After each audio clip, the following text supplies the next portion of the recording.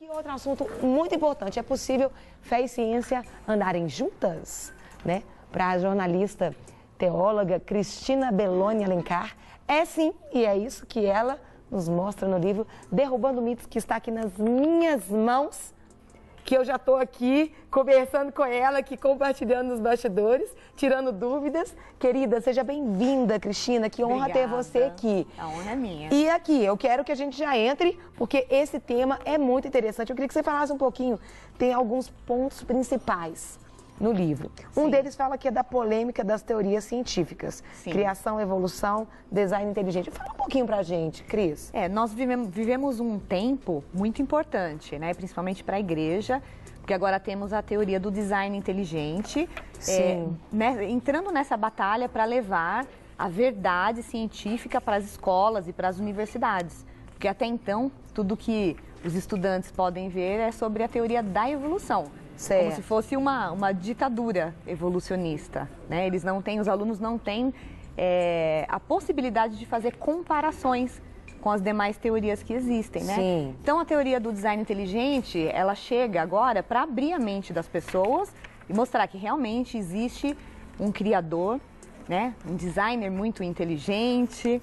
Super. Né? E trazendo Deus de volta para a ciência. Entendi. Tem um outro ponto também, que é o mito dos 10% do cérebro, que usamos 100%. Como é que é isso? 100%. Explica pra gente. No nosso século já a neurociência provou que nós usamos o cérebro em sua totalidade, né? Então essa questão aí de que usamos só 10% do cérebro é uma coisa bem recente, não chega a 200 anos que se fala sobre isso, mas é um mito. Nada foi provado. Agora, a neurociência conseguiu provar através de tomografias, ressonâncias magnéticas, que nós usamos 100% do cérebro. E a Bíblia confirma isso, porque a Bíblia diz que nós temos a mente de Cristo. Sim. E a mente de Cristo não é uma mente limitada. Tem que dar muitos frutos, né? Muito. Tem um outro ponto sobre a Torre de Babel. Conta pra gente. Essa aqui eu perguntei pra ela nos bastidores e ela me explicou, muito interessante. É aquele mito de que antigamente não havia tecnologia o suficiente para que eles construíssem uma torre da altura que eles imaginavam, Sim, né? E que na ia tocar o verdade, céu. que ia tocar o céu. E na verdade era assim uma tecnologia avançada, era a tecnologia da Mesopotâmia. Sim. E eles fizeram o quê? Como diz a Bíblia, né? Vamos queimar os tijolos, essa era a técnica. Sim. Então, em vez de ser o tijolo queimado ao sol, era um tijolo queimado em forno a 800 graus durante 24 horas e tornava, então, o tijolo 7 vezes mais resistente do que ele era. Sendo assim, os estudiosos fizeram alguns testes e descobriram que eles conseguiriam, sim, construir uma torre até 3 quilômetros de altura. E até os dias de hoje, os prédios mais altos do mundo não chegam a 1 quilômetro, né? No máximo a 1 quilômetro, mas não passa disso ainda. Sim, sim. Então, a gente começa a fazer uma comparação, né, da forma como eles usavam sua sabedoria naquela época. Não é porque usamos de forma diferente que eles eram menos sábios ou tinha menos tecnologia. Simplesmente era diferente. E tem uma que fala que as pessoas, elas leem a Bíblia sem entender, vivem textos fora de contexto. Sim, a gente vê muito isso, infelizmente, nas igrejas nos dias de hoje. E as pessoas usam as passagens bíblicas, né, isoladamente. Sem um contexto ali, né? Sem o contexto, de forma que acaba criando uma ilusão na mente dos novos convertidos, principalmente. E uma frustração dela diante de Deus. Sim, por causa de uma interpretação errada, né? Infelizmente, é aquela questão, acho que a mais polêmica até, é quando você ouve os cristãos dizendo que quando você está com algum problema ou você precisa de algo, olha, tudo que a gente ligar na terra será ligado no céu, será? Né? Fica aí uma questão, por quê?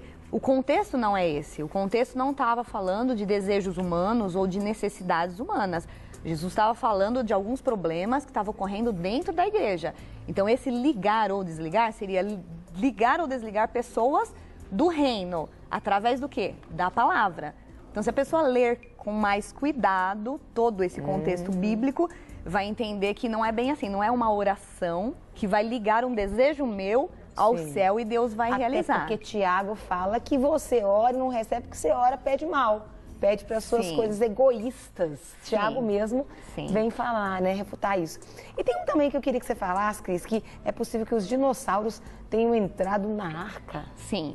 Infelizmente, há muitas dúvidas ainda em relação a isso, mas há muitos estudiosos e cientistas nos ajudando agora nesse sentido. O que eles descobriram foi o seguinte: os dinossauros, existem 58 espécies, tipos básicos de dinossauros. O restante são diversidades, as variações, isso não conta. Então, se você contar tipos básicos, que foi o que Deus mandou entrar na arca, que é a palavrinha no hebraico é baramim, então seria aquele tipo. Um exemplo bem simples, o cachorro. Você não vai pegar toda a raça de cachorro e levar para a arca, você vai pegar a espécie canina. Então, aconteceu mais ou menos isso. Sendo 58 tipos básicos de dinossauro, e a maioria de pequena estatura, porque o que a gente vê por aí é de filme hollywoodiano, não eram todos gigantes, todos os dinossauros, a espécie de dinossauros, caberia numa única sala da Arca de Noé. Olha que interessante. E essa teoria aí de Darwin? A teoria evolucionista, né? É o que é ensinado hoje nas escolas, e os nossos jovens aprendem sobre o quê? Que viemos de uma sopa primordial, até os dias de hoje, que viemos do macaco, né? De uma forma bem simples falando, porque eles falam que temos um ancestral em comum com os macacos. Eu não tenho, não. Vai. Nem eu. Eu não vejo características, né? E também a gente não vê por aí os macacos ainda se transformando, meio macaco, meio humano. Então isso já é um mito, já foi refutado já há muito tempo. Infelizmente, o MEC, né, e as instituições de ensino não voltam atrás, não reconhecem que estão ensinando algo errado. Então, é um tempo especial que vivemos, de bastante informação, que devemos levar isso para as igrejas, para os jovens, para as universidades. Inclusive, a teoria do design inteligente agora tem um núcleo no Mackenzie, em São Paulo, e foi um avanço e uma conquista muito importante. Então, agora já temos, dentro de uma grande universidade, uma teoria que é diferente da evolucionista e que considera que Deus esteja dentro dessa equação. Isso aí. Necessidade de Deus no mundo científico. A necessidade de resgatar Deus. Uau! É muita necessidade, porque a gente está vendo aí uma geração onde muitos se dizem ateístas. A gente sabe que tem agora uma separação da fé com o mundo secular. Então, as pessoas, tudo que você fala que é relacionado a Deus, as pessoas colocam, né, uma tarja, religião. Então, não é nosso assunto, e não é bem isso.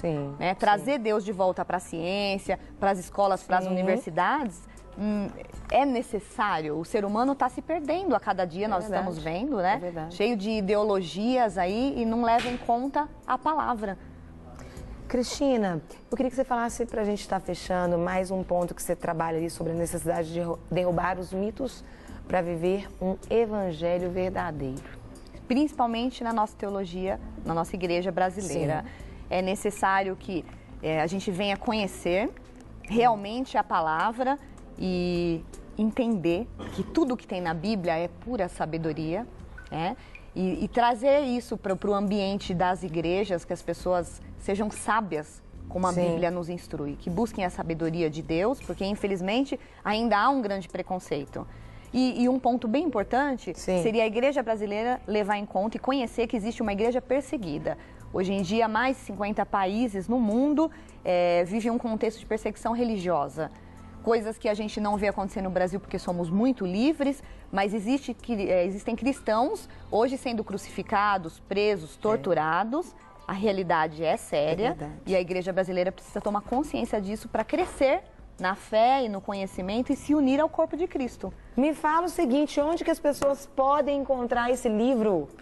Mulher inteligente, amei. Linda, loira, inteligente. Para mostrar que mais um mito, a gente vai derrubar esse mito de que... Aqui são dois mitos, porque é o meu e dela, porque a gente já tá aqui para... Conta pra gente, onde que o pessoal pode Eu posso deixar meu WhatsApp, pode ser diretamente comigo, o DDD é 11 99737 2302. No Instagram é cristina.belone.alencar. E tem em livrarias especializadas também. E no site do livro, que é Derrubando Mitos, Jornalismo Investigativo Bíblico. Querido. Para receber todas as novidades do canal, inscreva-se. E se curtir o vídeo, clique em gostei. Aproveite para acompanhar a Rede Super nas redes sociais.